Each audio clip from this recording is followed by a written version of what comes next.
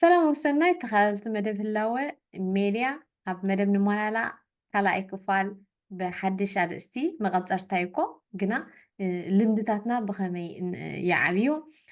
ንሕማቕ ልምድታትና ብኸመይ ነልግሶም ፅቡቅ ዝኾኑ ልምድታትና ከዓ ብኸመይ ቀፃልነት ክህልዎም ብኸመይ ከ ልምድታት ኣብ ሂወትና ፀለውቲ ይኾኑ ዝብል ኣርእስቲ ምስ ሓፍትና ሳሮን ሒዘልኩም ተመሊሰ ኣለኹ ሳሮን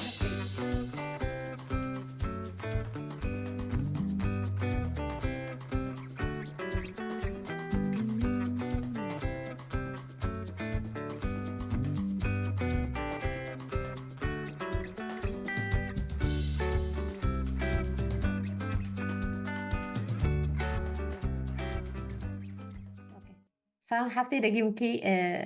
ኣብዛ ቻነል ብምምፃእኺ የመስግነኪ ናብታ ኣርእስትና ክንቅፅል ኢና እንታይ እዩ ልምድታት ብኸመይ ኢና ነማዕብሎም ልምድታትና ኸ ብኸመይ እዮም ዝጅምሩ ድሓር ከመይ ገይሮም ንዓና ኣብ ሂወትና ሃነፅቲ ይኾኑ ወይ ድማ ኣፍረስቲ ይኾኑ ማለት እዩ እዚኣ ትገልፅለይ ደስ ዝብለኒ ኦኬ ሎሚ ማለት ንዓይ ሕጂ ብጣዕሚ ሞቲቬት ዝገብረኒ ዘሎ ወይ ከዓ ነቲ ኣብ ርእሰይ ዝነበረ ሓሳብ ንክገልፅ ብታብዓ እንተሎ እቲ ዕላማ ናይ እዚኣ ናትኪ ቻነል ማለት እዩ ምክንያቱ ንመላላእ ኢልካ ትሓስብ ከለካ ነቲ ሕብረተሰብ ዝጠቅም ነቲ ሕብረተሰብ ከማዕብል ዝኽእል ናብ ዝዓል ደረጃ ሓፍ ከብሎ ዝኽእል መድረክ ትኸፍት ኣለካ ማለት እዩ ብዘይገድስ ተምሃራይ ዲኻ ኮንካ ሰራሕተኛ ኮንካ ከመይ ኢኻ ግን በቃ መበገሲኻስ ነቲ ሕብረተሰበይ ነቲ ናተይ ህዝቢ ነቲ ናተይ ኣሕዋትሲ ከማዕብለሉ ዝኽእል ደረጃስ እንታይ ኣሎ ኢልካ ትሓስብ እንድሕር ኮንካ ንባዕሉ ዓብ ነገር እዩ ሶ ቴንኪዩ ከም ብሓድሽ ዕድምቲ ክጌር ስለ ዝዓደምክኒ ኣነለይ ናብታ ናትኪ ሕቶ ክምለስ እንድሕር ኮይና ልምድታት ክንብል እንድሕር ኮይና ልምድታት ብዝተፈላለየ መንገዲ እዩ ብዝርዳእካ ብዘይተረዳእካን መንገዲ እዩ ዝጅምር ሕጂ መሓዙታ ምምራፅ ወይ ከዓ ኣብ ከባቢና ዘለዎ ወይ ከዓ ስራሕ ናህና ማለት እዩ ብክልተ ነገር ክንጥምቶ ንኽእል ኢና ኣብ ከባቢካ ዘለዎ መሓዙት ናተይ ኢልካ ድመረፅካዮም ሰባትን መሬፅካ ዘለካ ስራሕ ክንሪኦ ንኽእል ኢና ምክንያቱ ብዙሕ ፅልዋ ስለ ዘለዎ ኣብ ሂወት ሕጂ እቶም ናትካ መሓዙት ኣጋጣሚ ብልምዲ ተለማሚድካ መሓዙት ክትከውን ትኽእል ድሓደ ሽዑ ከይተረዳእካ ናትካ ባህርያት ገዲፍካ ናብ ናቶም ባህርያት ተኣቱ ሽዑኡ እስኻ ደይኮንካዮ ናብ ካልእ ሰብ ትምዕብል ድሓደ ሽዑኡ ነብስኻ ሰልፍለስ ትኸውን ነብስኻ ጠፍእ ማለት እዩ ውሽጥኻ ደሎስ ናይ ብሓቂ መንነትካ ይጠፋእካ መትከልካ ይጠፋእካ ማለት እዩ ብኣንፃሩ ከዓ ንፉዓት መሓዙት ተሒዝካ ከዓ ትናትካ መበቆልካ ትናትካ መንነት ኣብ ቦትኡ ከሎስ ጃስት ካቨር እንዳገበርካ ነገራት ኣጃስት እንዳገበርካ ትምዕብለሉ መድረክ ትፈጥር ማለት እዩ ሕጂ ልምድታት ስለምንታይ ሽጋራ ጀሚርካ ኢልካ ንሓደ ሰብ ተሓቲትካዮ ብዓርከ መሓዝ ኣይጀሚረ ኣክቹዋሊ ኖርማል ፎር ፋን ይብለካ መብዛሕትኡ ሰብ ሓደ ክልተ ሰባት እዮም ወይ ከዓ ሊብያ ክመፅእ ከለኩ ጀሚረ እያ ወይ ከምዚ ክገብር ከለኩ ክስታይ ኣቢለ ገለገለ ብልካ መብዛሕትኦም 80% ሓቲተ ዝመለሱለይ ሰባት ግን ብዓርከ መሓዛ ሮንግ ፍሬንድስ ነይረ ይብሉካ ማለት እዩ ሕጂ እቲ ኣብ ምርጫ ኣብ ሂወት ንገብሮ ነገራት ካብ ብጣዕሚ ኣገዳሲ እዩ ስራሕ ንባዕሉ ከዓ ከምኡ ማለት እዩ ስራሕ ክንከይድ ከለና ኣብ ሂወትካ ዘሎ ዕላማ እንታይ እዩ ብዘይገድስ ስድራ ቤት ክትሕግዝ ኢልካ ዲኻ ትሰርሕ ዘለካ ንነብስኻ ተማዕብል ኢልካ ዲኻ ትሰርሕ ዘለካ በቲ ስኻ ተፍቅሮን ትፈትዎን ሞያ ዲኻ ከይድካ ትሰርሕ ዘለካ ከዓ ካልእ ብዙሕ ናቱ ርእሱ ዝተኻእለ ሕቶታት እኒ ሕጂ መብዛሕትኡ ሰብ ኣብ ኤሮጳ ክሪኦ ከለኹ ሓደ ክልተ ገዲፍካስ መብዛሕትኡ ሰብ በቃ ሻሎ ከም ኤርትራዊ ድሕረ ባይታና ናና ፍሉጥ ስለዝኾነ ግድን ስድራ ቤት ገዲፍካ ስለትመፅእ ወላ ብዘይትደልዮ ስራሕ ኣትካ ትሰርሕ ትኽእል ኢኻ ዘገድስ ነገር ገንዘብ ትእትዋ ኣለካ ብዙሕ ነገር ዝውጥጠካ ነገር ኣሎ ማለት እዩ ሕጂ ኣብ ስራሕ ከይድካ ብዘይትደልዮ ስራሕ ክትስእ ከለካ ንባዕሉ ሕማቅ ኤነርጂ ዝስማዓካ ሽዑኡ ንዕኡ ንክትመስል ኢልካ ደይትገብሮ ነገር የብልካን ማለት እዩ ብኡ መንፅር ከዓ ላ ስራሕ እንታይ ሞ ክገብረለ ኢልካ ወጀብጀብ ኢልካ ስራሕ ትኸይድ ስለ ደይትፈትዎ ብኡ መንፅር ተኣካልድናኻ ክስታይ ይኸውን ከምዚ ፋሕ ብለካ ማለት እዩ እንታይ ክገብረለይ ደይ ናብኡ እየ ክኸይድ ኢልካ ከምዚ ሸለልትነት ከተማዕብል ትጅምር ማለት እዩ ከምኡታት ዳኣ መሰለ ድሕረ ባይታ እንድሕር ኣለካ ወይ ከዓ ኣብ ዝደለካ ኩሉ ኩነታት ከምኡ ሞቲቬት ደይገብረካ ነገር ተልዩ ኣብ ሂወት ሸለልትነት ተብዝሕ እሞ ብኡ መንፅር ናብ ልምዲ ይቕየር እቲ ልምድታት ዝጀመርካዮ ኦልሬዲ ቀደም እኮ ከምዚ ነይረ እየ ገዛይስ ከምዚ ገይረ ይሕዝ ነይረ ገለገለ እቲ መዓልትኻ ግን በቃ ብጣዕሚ ሕጉስ ገይሩ ድፈጥረካ እንተኮይኑ ዝተዛረብካዮም ሰባት ብስራሕካዮ ስራሕ ኣብ ስራሕ ዝረከብካዮም ሰራሕተኛታት በቃ ንፅባሕሲ እስኻስ በቃ ዝሓሸ ሰብ ኮይንካ ንክትከይድ ተባብዑ ሰራሕተኛታት ወይ ከዓ መሳርሕቲ እንተለውካ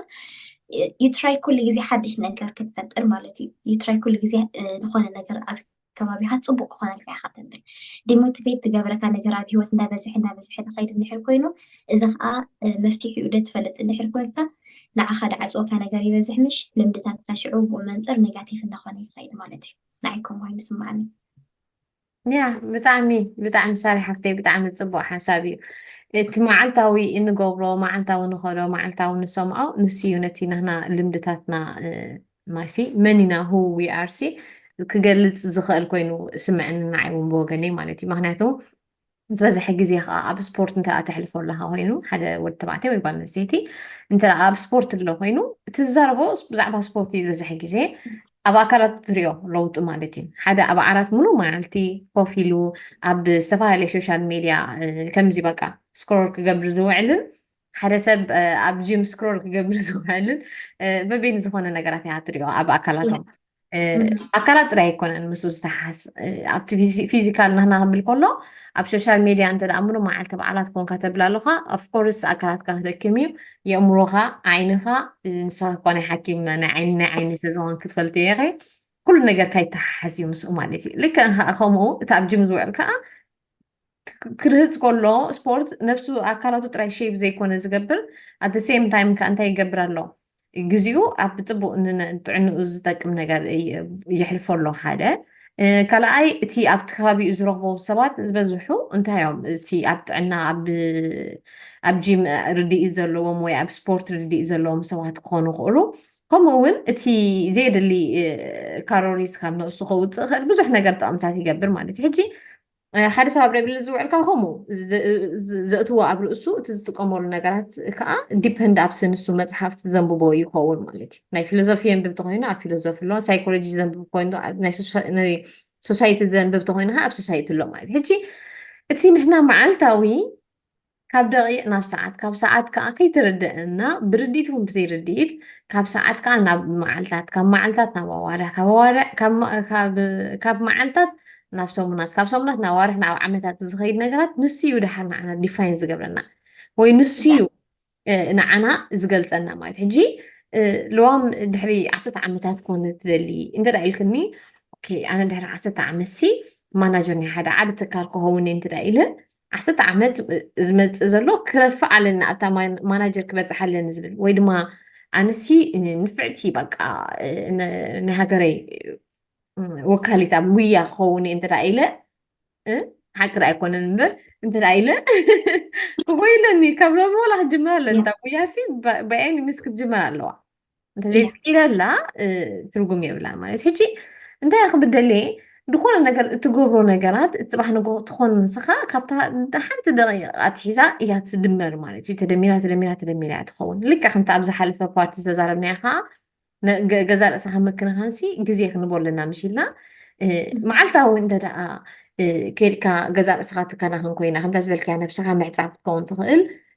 ዓራትካ ምንፃፍ ክትከውን ትኽእል ገዛኻ ምልዓል ክኸውን ይኽእል እዩ ፅቡቅ ሙዚቃ ምሻሎ ክንደይ ሙዚቃ ኣሎ ፀልፍን ከምዚ መርገምን ሕማቅ ነገርን ዘለዎ ማለት ግን ትሚና ንሰምዖ ሽዑ ዓሰርተ ግዜ ምስ ሰማዕካ በዝናኻ እንታይ ትኸውን ክደርፋ ትጅመር ኣዳፕት ትገብራው ብጣዕሚ ኣሎ ኣብዚ ምስ መፃና ኣብ ዓድና ክንዛረቦ ዘይንኽእል ቃላት ነበረ ከም ኖርማል ካብ ኣፍና ይወፅእ ወዲቃ ዱታ ዓንቂፍካ ትዛረቦ ቃላት ኣሎ ሕጂ ስለምንታይ እዩ ከምቲ ዝበልኪ ኣብ ከባቢና ዘለው ሰባት ኢና እምበር ኣውት ኦፍ ናት ሓደ ነገር ጉም ኢሉ ካብ ኣፍና ክንዛረባ ይንኽእል ኢና ኤሮጳ ስለዝመፅኻ ወይ ድማ ኣብ ኣሜሪካ ስለዝኸድካ እንታይ እዩ እቲ ከባቢኻ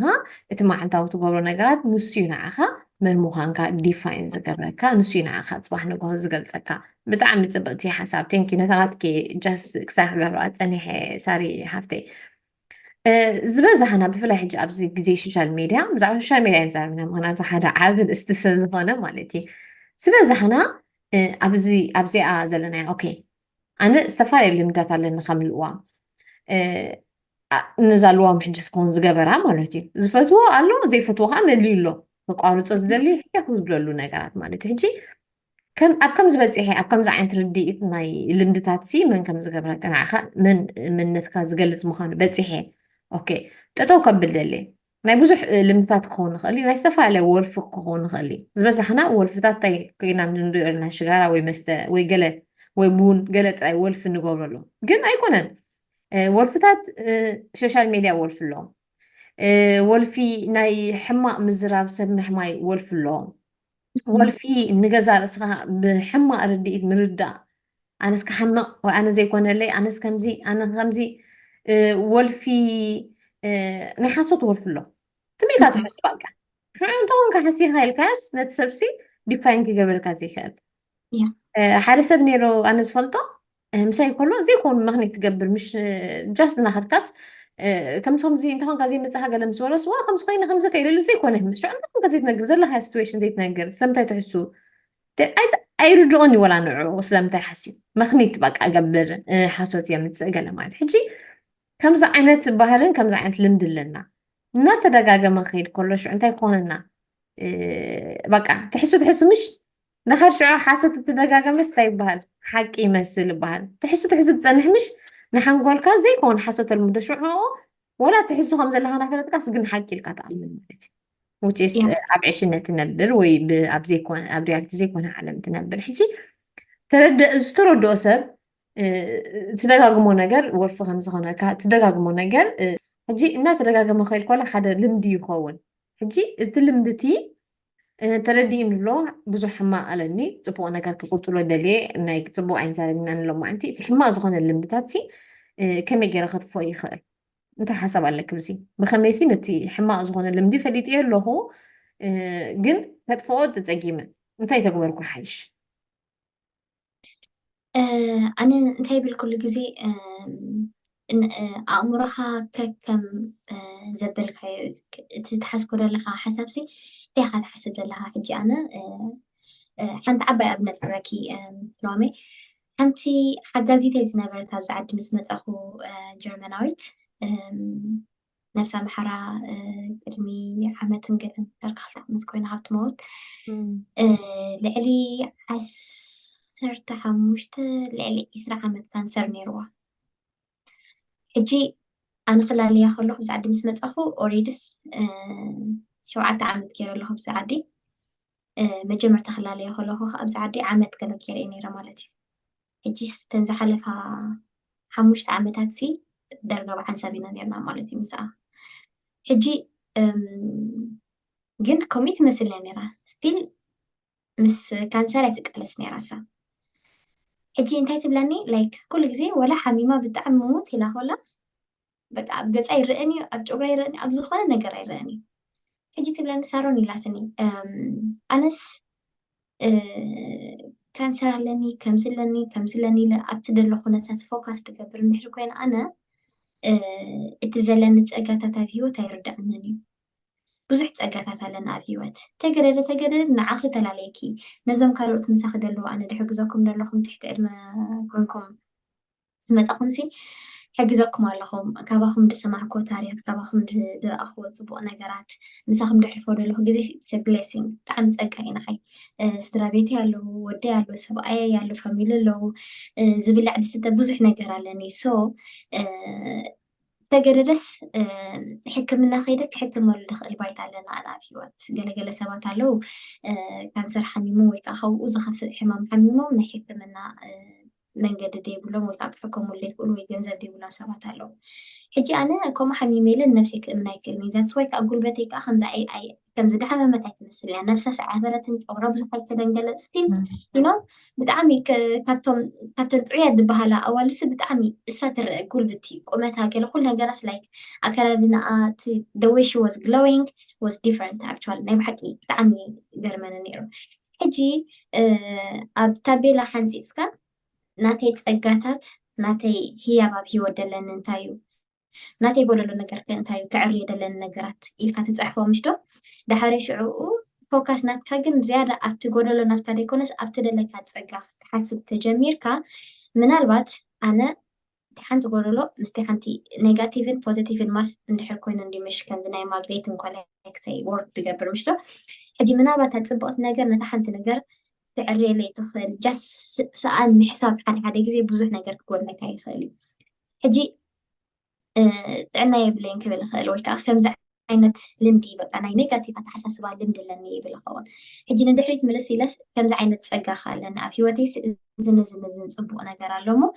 إلكا زجبر كي زبركت كي نجر تحسب كلها actually it's negative energy ندأف أسلا تخيل تسقى حتى ليلو تخيل من قد ندفت أسلا تخيل نتي حما نجر بوست نهت كبر نتي حما نجر نخت لابسه زيادة energy هلوكا زيادة أفلط أي هلوكا سلامتي أمرها بتتصبو نجر تمقبو سلا زلها فوكس نتكا بتتصبو نجر سلا زلو energy نتكا حافي بالمش تتقالس مستحما نجرات زيادة حيلي هلوكا مالتي مهناتو أنا مسي إلى جملة يسرح ندحر كوينا ويا أكلاتي زين أسا أستخوينا ماسكلس ناتي ترينينج تيجاوبرم ندحر كوينا عسر تخيلو حفكة بلا يكلني شتو ندحر دا نفسي ترينينج تيجاوبرم ندحر كوينا جن I don't have any problem I have energy and muscles ناتي عسر تخيلو حفكة بلا يكلني مالتي حجي ناتي دلكات أجمعت إغنور مقبار ديكونس نتا أب هيوت كارلوت أجاتات على ليخا نتي صبو أنا جرسي أب هيوتي كمعبولة دلنس maybe حدش activity كجبر خيل maybe حدش تسابات سيرش كيرا إذا تبزي أبزا قولة دلات النجر كحجزني خيل الكسابات ماريز كافي وتحدش تسابات كتلالة خيلها ناي نفس مع عبيت مصحف تحدش نجر كله خيل سيرش كجبر على نلك سيرش تجبر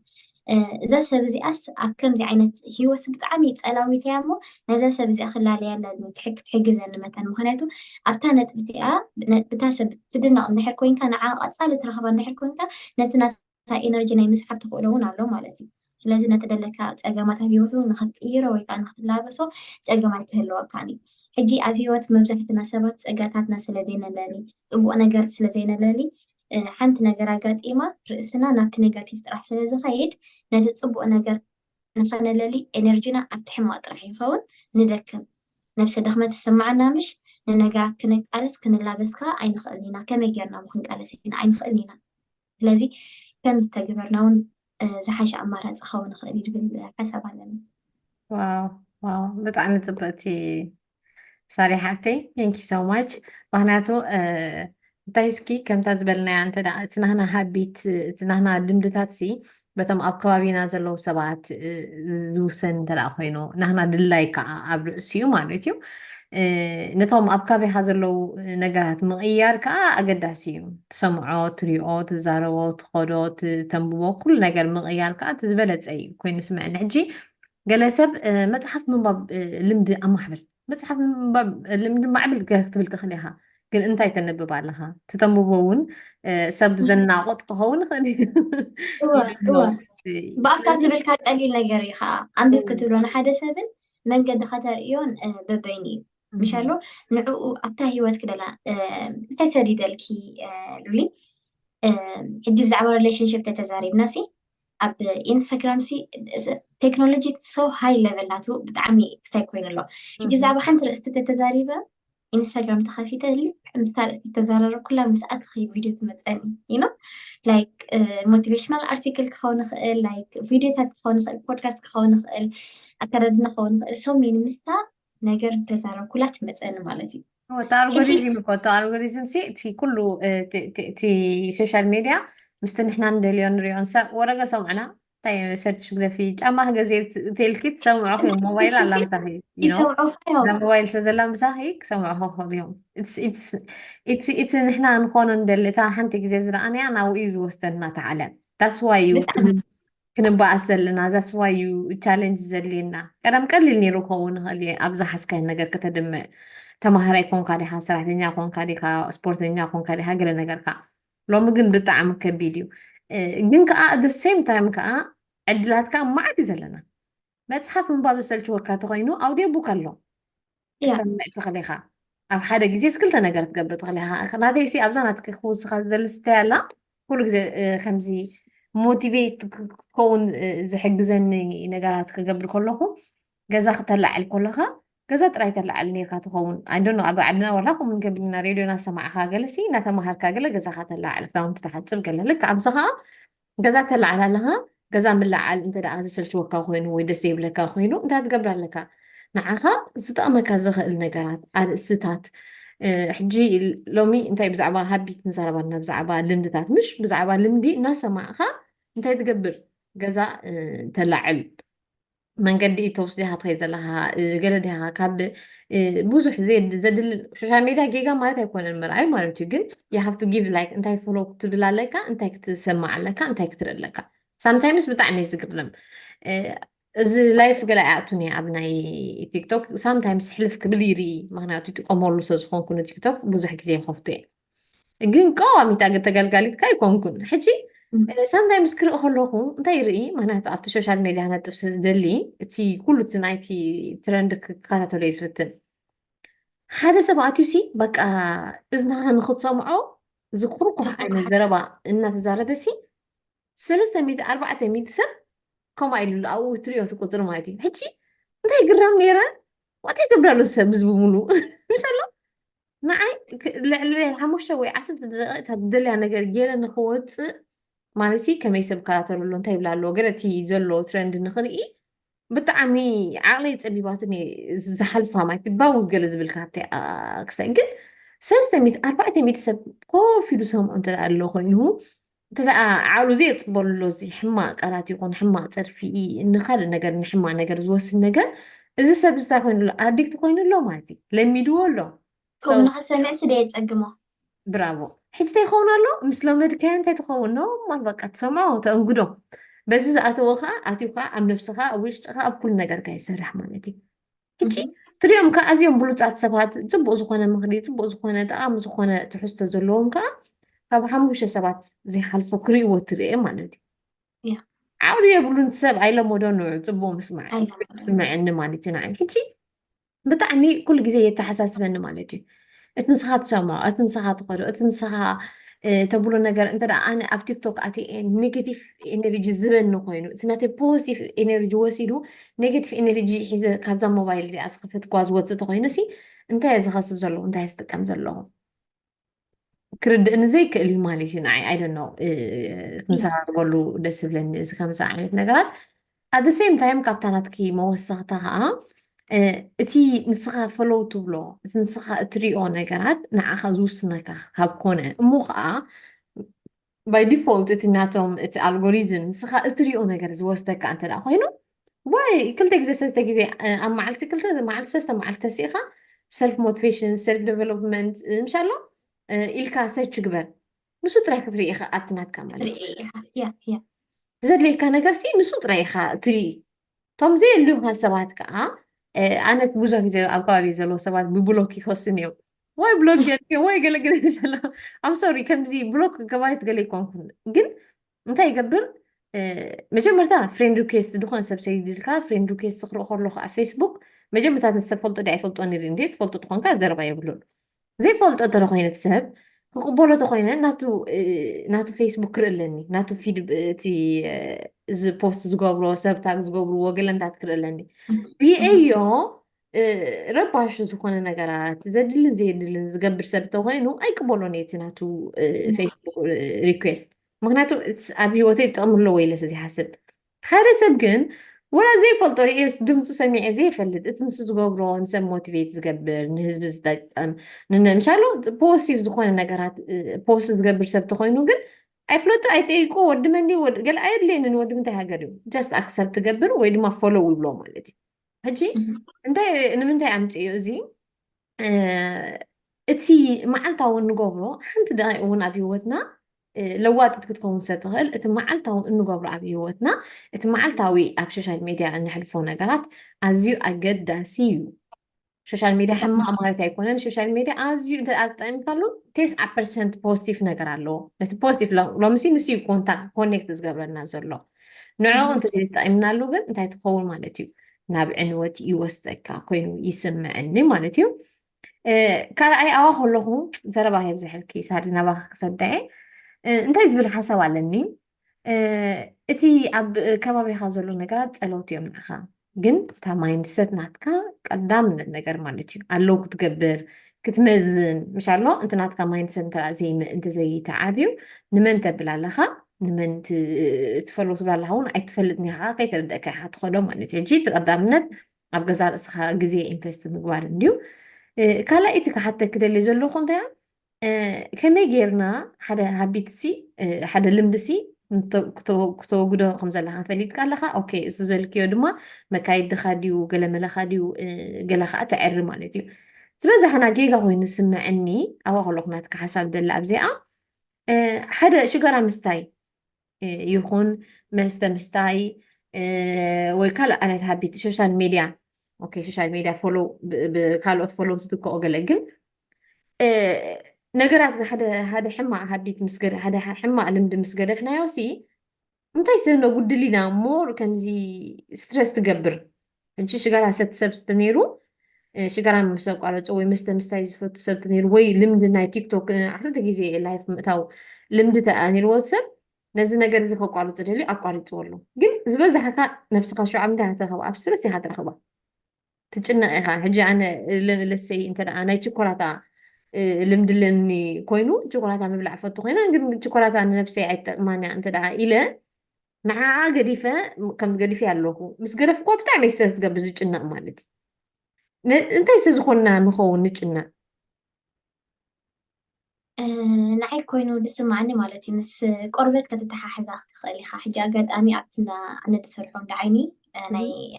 ኮስሜቲክስ ዝርዩ ኣለና ሕጂ ኣብኡ ስለ ዝሰርሕ ኤንድ ኦርጋናይዝ ስለ ዝገብር ከዓ ናይቲ ናይ ማኔጅመንት ገለ ናይ ቆፀራታት ገለ መላ ብሓፈሽስ ኣብኡ ኢንቮልቭድ ስለ ዝኾንኩ ከዓ ብዛዕባ ቆርበት ብኡ መንፅር ከዓ የፅንዐ ማለት እዩ ንክፈልጥ ጃስት እናተይ ፍልጠት ኢለ ዝገብሮ መፅናዕታት ኣላ ሕጂ እንታይ ተማሂረ ሰሚናራት ገለስ ንካፈል ኢና እንዳ ኩሉ ግዜ ስምዝዓፅም ሕጂ እንታይ ኢላ ሓንቲ መምህር ናይ ቆርበት ሕጂ ንጎንጎ ትሕፀብ ከለካ ገፅካ ትጥቀመሉ ፕሮዳክት ድዩ ገለ መለገለ እንድሕር ሕማቅ ነይሩ ተኮይኑ ኣክቹዋሊ ከምዚ ቆርበትካ ሲለምድ ምሽ ኖርማል ይኸውን ገለ እነ ድሽዑ ድሕሪ ግዜ ናይ ብሓቂ ንፍዕቲ ኮስሜቲከርን ረኺብካ ናይ ብሓቂ ምስትናትካ ድኸይድ ክልታይ ተሂባትካ ሽዑ እንታይ ይኸውን መጀመርታ ልምፅ ዝብል ፅቡቅ ገለ ምሽ ድሕሪ 2-3 መዓልቲ እንታይ ይኸውን እቲ ብውሽጢ ዝነበረ ሕማቅ ደይፀረ ነገር ንላዕሊ ይመፅእ ሕጂ ለሚፅ እንዳበልካይ ፅቡቅ ኣሎ እንዳበልካይስ ድሓር ዕንፍሩ ዝኸውን ገለ መለገለ ንላዕሊ ይመፅእ እቲ ደይፁሪ ድኾነ ረስሓት ድዩ ባክቴርያ ድዩ ገለ መለ ብሮቲን ትጥቀመሉ ስለ ዘለካ እቲ ንብረት እቲ ፕሮዳክት እቲ ሕማቅ ነገራት ኣብ ውሽጢካ ዝነበረ ንላዕሊ እንዳወፀ ከይድ ትጥቀመሉ እንዳፀረ ሽዑኡ ኩሉ ክሊር ይኸውን ማለት እዩ ሕጂ ንኣብነት ዋላ ዓራት ከነፅር እንድሕር ኮይና ከዓ መጀመርታ ነንፅፍሃ ምሽ ድሓር ስሕብ ምሰበናይ ኣብ ታሕቲ ገለ ነገር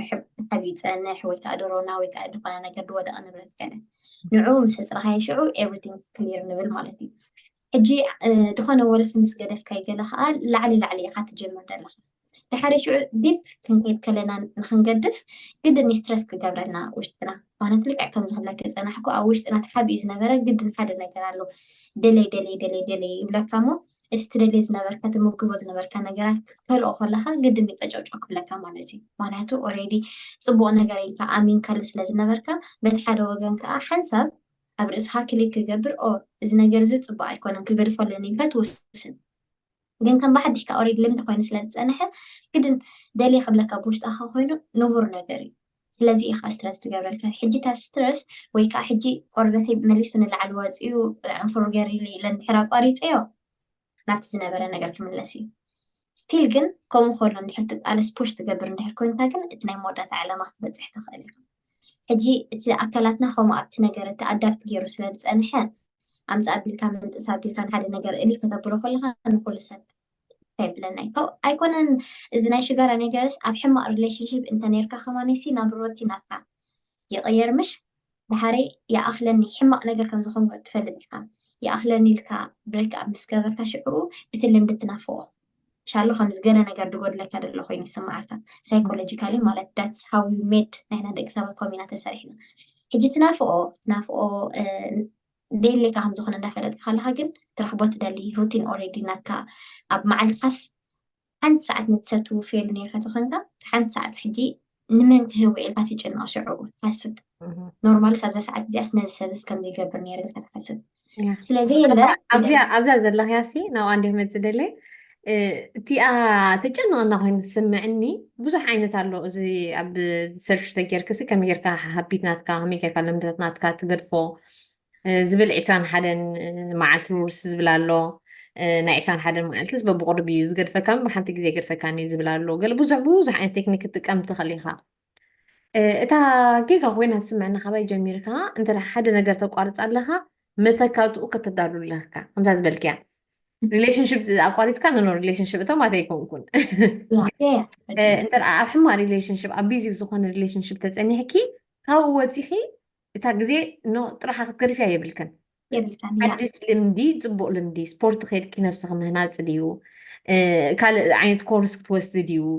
ካልእ ነገር ክትገብሪ ማለት እዩ እታ ግዜ እቲኣ እንታይ ትገብርያ ንዓዓ ተወፍያ ኣለካ ኢለ ይሓስብ ኣነ ማለት እዩ يا indeed እታ ጎዲላ ዘላ ነገር ክትምላእ ኣለካ ሽጋራ ኣቋሪፅካ ኦኬ እንተ ኮፍ ኢልካ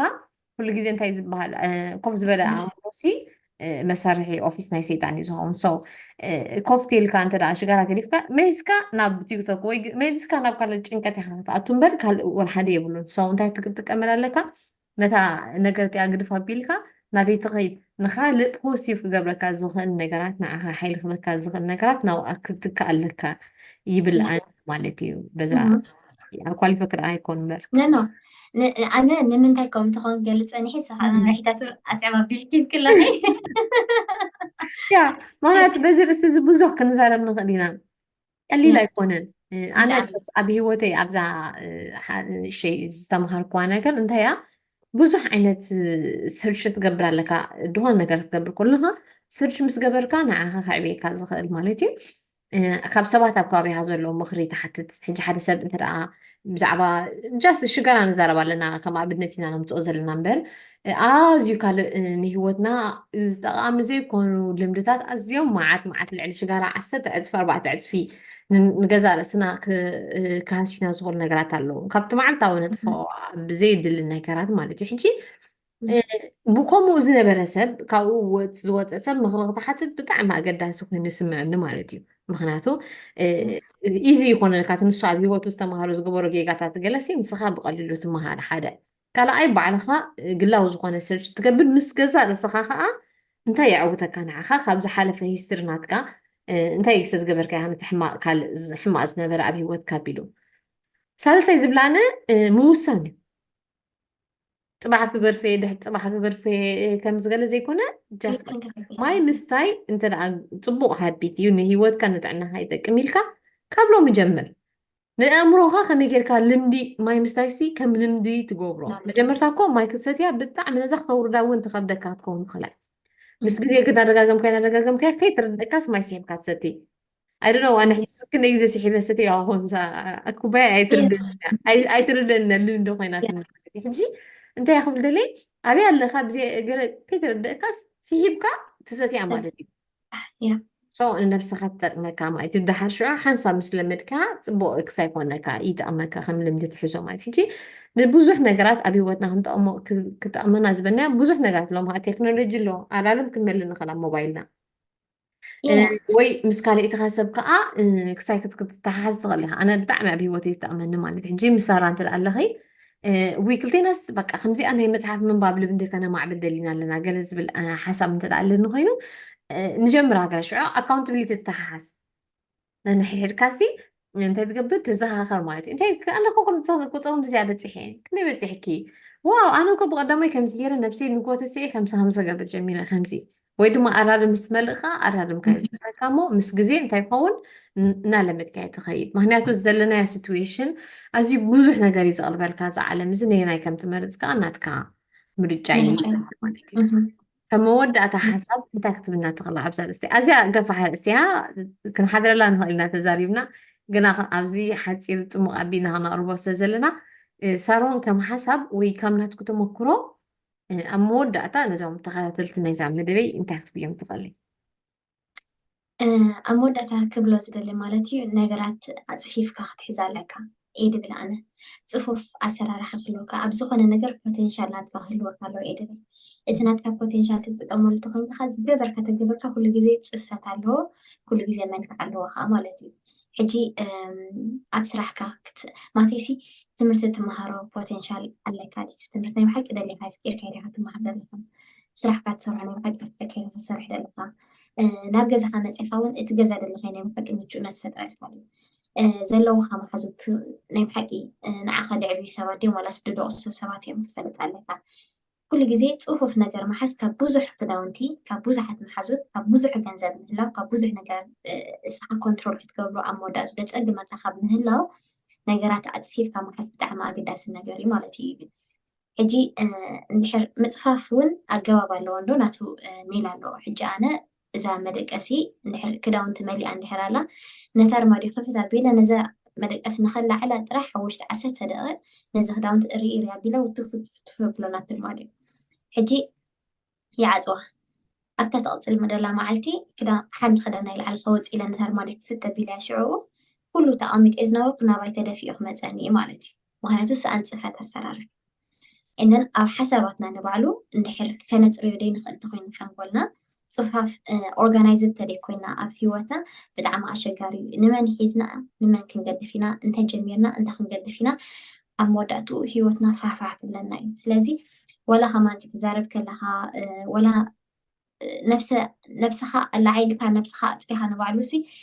نفسها كان أخذ نفسها دست بلا كجرا بها كلها تسمح كلهاس not because إتابع النسيتي بزح ميك أصل الجذرات جبرس لتمشت أتجلى يكونن إتناتا إنرجي تناتا أورا دس لزلك أخذت مسدك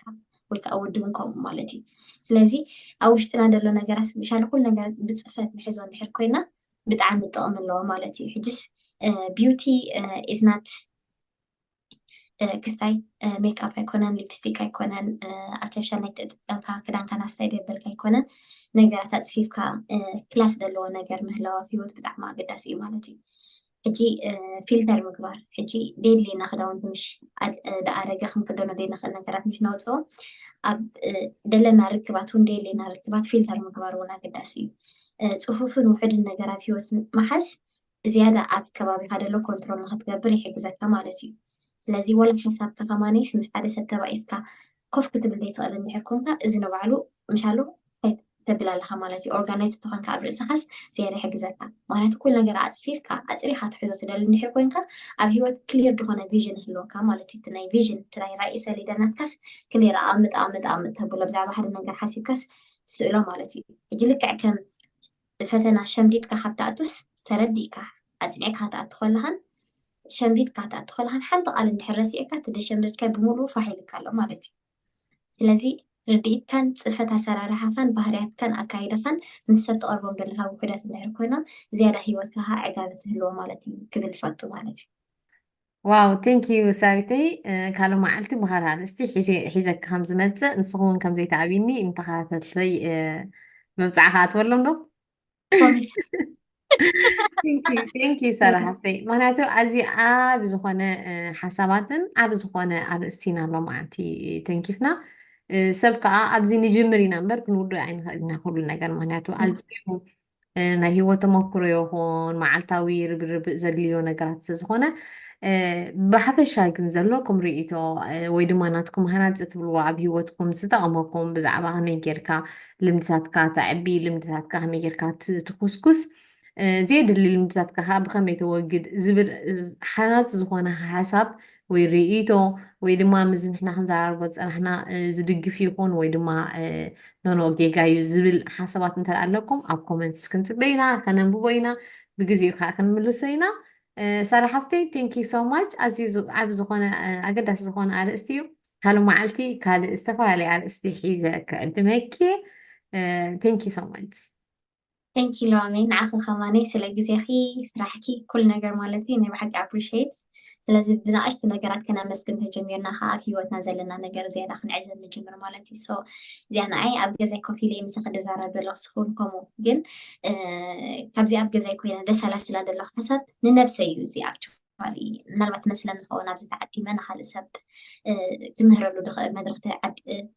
ተፈጢሩለይ ክኸውን ይኽእል ካብኡ ንኦም ግን ዝያዳ 9% ግን ንነፍሰይ ስለምንታይ እቲ ተሓስቦ ዘለካ ሓሳብ ስማዕሪ ክንደይ ቁኑዕ ድያ ኣይኮነን ንክትፈልጥ ይሕግዘካ እዩ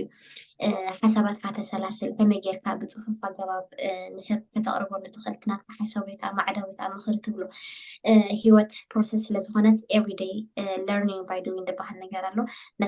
እናተምሃርካ ስለትኸይድ ስጋብ ንመወት ንሕና ደቂ ሰባት ኣብዚ ዘለና ኣይንመሃር ኢና ስጋብ ንመወት ወዲእና ክንበሃል ኣይንኽእል ኢና ኩሉ ግዜ መዓልታዊ ሓድሽ ምኽንያት ሓድሽ ነጥቢ ይኾነና ንሕና ንክንመሃር ንክንዓቢ ማለት እዩ ነዚ ዕድል እዚኣ ንዓይ ንነፍሰይ ዕቤት እውን ክትኮነኒ ዕድል ስለዝሃብክኒ ቴንኪዩ ኑሃሜን ዓወትና ሳልጦን ምንልኪ ኣብ ስራሕኪ ዝቕፅል ሰባት እውን ትዕድም እዮም ሰባት ልክዕ ጠቀምሻሎ ናይ ብሓቂ ሰላም ተሰሚዕኪ እንጓዕ ጀመርክዎ ደብለክ ክኸውን ተስፋ ይገብር ቴንክ ዩ ሶ ማች ሰራሕተይ ኣነ ካብ ናትኩም ምትብባዕ ዝሰርሓ ዝቕፅላ ዘለኹ እዚኣ ሕጂ ንሪኣ ዘለና ጀማሪ ዝኾነ ቻነል ሓደ መዓልቲ እውን ኣብ ዓብ ነገር በፂሓ ተመሊስና እዚ ንብሎ ዘለና ከነዕለሉ ምዃንና 100% ይተኣማመነ ምክንያቱ ምጅማር ከምቲ ዓንቲ ቤት ተባሃልናዮ ምጀመርካ ኢኻ ከዓ ኩሉ ነገር ኣብ መፈፀምትኡ ዝበፅሕ ኦፍኮርስ ግዜ ይወስድ እዩ ብዙሕ ነገር ክኸውን እዩ ግን ሓደ መዓልቲ ኩላትና በበትነትና ዓቕሚ በበት ዘለና ካብ ዘለና ብዘለና ተበጊስና ነቲ ሕብረተሰብ ክጠቅም እዩ ዝኽእል ዝበልና ኣርእስቲ ልዒልና እንተ ደኣ ተዘራሪብና ኣሎ ከዓ ከም ዝበልክዮ እናኸድና ኢና ክንመሃር እናኸድና ኢና ክንዓቢ ሓደ ግዜ ከዓ ኣብ ዝለዓለ ደረጃ በፂሕና ክንራኸብ ኢና ቴንክዩ ሰራሕተይ ብሩኽ ምሸት ንሎማዓንቲ ዝሃብክኒ ግዜ ብጣዕሚ የመስግነኪ ከምኡ እውን ኣይሆፕ እዞም ተኸታተልትና እውን የመስግንኩ ከም ዘለዎ ኣይጠራጠርን ሰናይ ምሸት ሰማይ ደረትና ኩሉ ነገር ክንበፅሐ ኢና ቴንኪዩ ብሩኽ ምሸት ኣይትሕማቑ ቴንክዩ